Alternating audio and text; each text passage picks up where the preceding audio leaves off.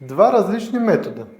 Една и съща цел – да затворим пълната вена. Здравейте, аз съм доктор Делчо Георгиев и съм съдов хирург и днес искам да ви разкажа за два от най-съвременните добри и щадящи методи за лечение на разширени вени, а именно лазерът и механохимичната аблация.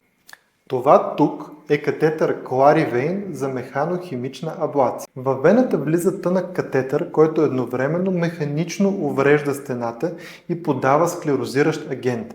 Това топче се върти и драска вътрешната обвивка на вената, докато ние пръскаме лепило. След това, като притиснем вената, целта е да накараме двете стени да слепнат една към друга. Предимството е, че не използваме топлина, не изиска томисцентна анестезия и възстановяването е много бързо.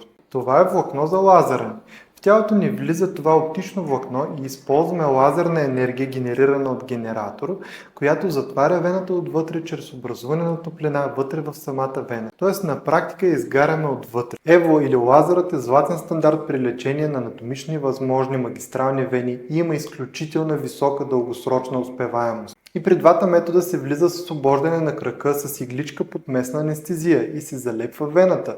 Разликата е, че при лазера има още обождане с игли, за да се постави упойка около лекуваната вена, а при мока обождането си е само едно. И двата метода са минимално инвазивни, извършват се амбулаторно, без болничен престой, с отлични резултати.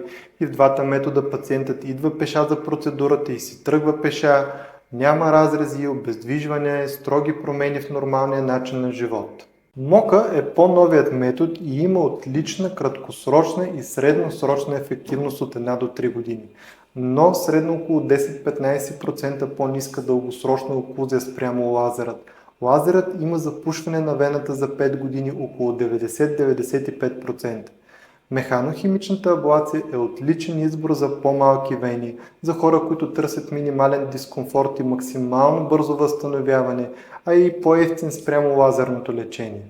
Лазерът от своя страна е с отлични резултати. Тези обождания по краката не са нищо страшно и възстановяването отново обикновено е за 1-2 дни, като най-често въобще не се появява оплакване. Ако има някакъв дискомфорт, то е парене наподобяващо слънчево изгаряне по хода на вената.